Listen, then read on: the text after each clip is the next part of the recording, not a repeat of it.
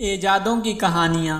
آج سے ہم ایک نئی سیریز شروع کرنے جا رہے ہیں جس کی مختصر سی تعریف یہ ہے کہ ان حیرت انگیز ایجادوں کا تذکرہ جن سے انسان کو بے شمار فائدے پہنچ رہے ہیں۔ آئیے اور شروع کیجئے سائنس اور ٹیکنالوجی کی دنیا کے جادوئی سفر کو۔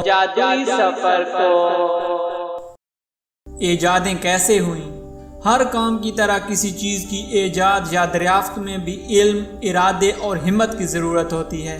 درختوں سے پھل ٹپکا ہی کرتے ہیں اور ہم روز سیب یا دوسرے پھلوں کو زمین پر گرتے دیکھتے ہیں، کبھی اس طرف دھیان بھی نہیں جاتا، مگر بعض عجیب و غریب باتیں اس طرح ایک ہی دریافت ہو جاتی ہیں کہ پہلے سے ان کا سان گمان بھی نہیں ہوتا، لیکن ان کو سمجھنا، ان سے کام لینا اور ان کے ذریعے خدا کی مخلوق کو فائدہ پہنچانا بغیر علم، عقل اور تجربے کے ممکن نہیں۔ انگلستان کا ایک بڑا سائنسدان سر آئزیک نیوٹن اپنے باغیچے میں بیٹھا تھا۔ سامنے درخت سے ایک سیب ٹوٹ کر زمین پر آ گرا۔ وہ سوچنے لگا کہ آخر یہ سیب درخت سے ٹوٹ کر زمین پر کیوں آ گرا؟ آسمان میں یا ادھر ادھر کیوں نہیں چلا گیا؟ ضرور زمین میں کوئی ایسی طاقت ہے جو ہر چیز کو اپنی طرف کھینچ لیتی ہے۔ سوچتے سوچتے اور بہت سے تجربے کرنے کے بعد وہ اس نتیجے پر پہنچا کہ زمین کے علاوہ چاند، سورج اور ستارے سب اسی آپس کی کھینچ تان کی بدولت اپنا اپنا کام انجام دے رہے ہیں۔ جس دن یہ کھینچنے کی طاقت ان سے چھین لی گئی، اسی دن ساری دنیا تباہ و برباد ہو جائے گی۔ کبھی کبھی تم نے کوئی تارا ٹوٹ کر گرتے دیکھا ہوگا۔ اس کی وجہ بھی یہی ہے کہ اس کی کھینچنے کی قوت کمزور پڑ گئی اور وہ اپنی جگہ چھوڑ کر زمین کی طرف کھینچا آیا۔ شیشے اور کانچ کے ہزارہ قسم کے برتنوں، جھاڑ، فانوس وغیرہ کا کچھ دنوں پہلے کوئی نام بھی نہیں جانتا تھا۔ اتفاق کی بات، اہل فونیشیا کے ایک قافلے نے رات کے وقت ایک جنگل میں پڑاؤ کیا، کھانا پکانے اور سردی سے بچاؤ کے لیے آگ سلگائی۔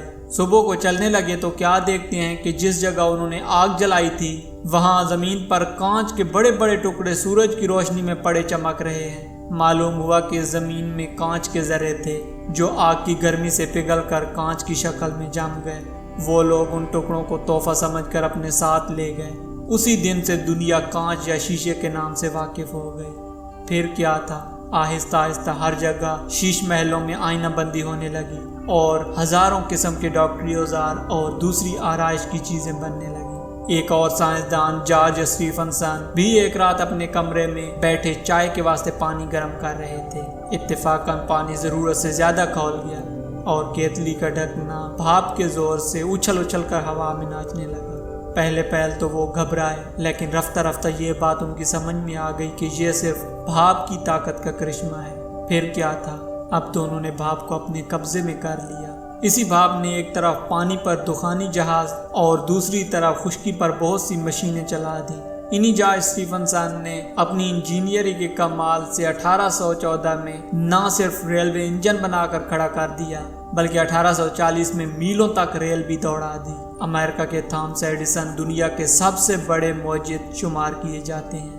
انہوں نے بجلی اور بجلی سے متعلق بہت سی چیزیں ایجاد کی۔ بجلی کے دیو کو قبضے میں لانے کا خیال بھی اتفاقاً پیدا ہوا تھا۔ کوئی صاحب بہت لمبی پتنگ اڑا رہے تھے، یکا ان کی پتنگ بادلوں میں پھنس گئے اور انہیں اپنے ہاتھ کے پاس 2-3 مرتبہ ڈور پر بجلی سی دوڑتی معلوم ہوئی۔ بس پھر کیا تھا؟ بجلی بنانے، اسے قبضے میں رکھنے اور اس سے طرح طرح کے کام لینے کے متعلق تجربے شروع ہو گئے۔ بجلی کی روشنی، بجلی کے پنکھے، ٹیلی فون، ٹیلی گراف، برقی تار، وائرلیس، ریڈیو، فوٹوگرافی، سینما وغیرہ جیسی معروف ایجادیں ایڈیسن کی دماغ سوزی کا نتیجہ ہیں۔ ٹرک کو دیکھ کر ساؤنڈ باکس اور گراموفون کی ایجاد کا خیال بھی اسی بیدار مغز شخص کا کام تھا۔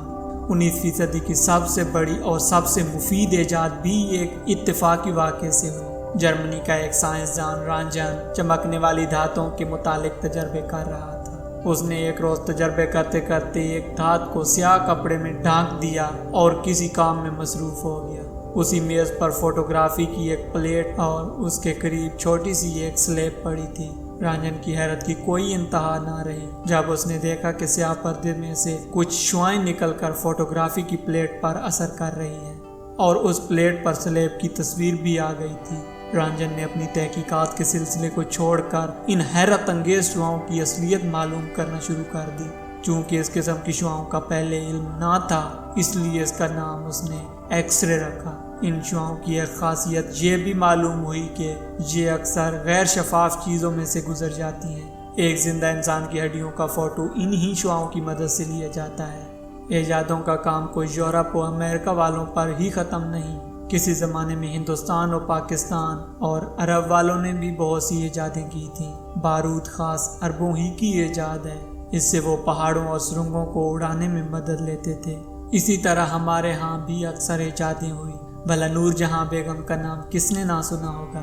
یہ اکبر بادشاہ کے بیٹے نور الدین جہانگیر کی چہیتی ملکہ تھی۔ کہتے ہیں کہ گلاب کا عطر اسی کی ایجاد ہے۔ بات یہ تھی کہ شاہی حمام میں خوشبو کے لیے گلاب کے پھولوں سے حوض کو بھر کر گرم پانی سمویا جاتا تھا۔ ایک روز اتفاق سے ملکہ کو حوض کے پانی پر ایک قسم کی چکنائی تیرتی ہوئی نظر آئی۔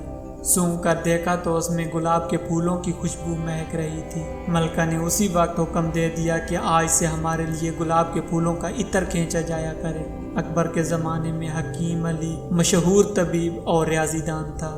اس نے ایک عجیب و غریب حوض بنایا۔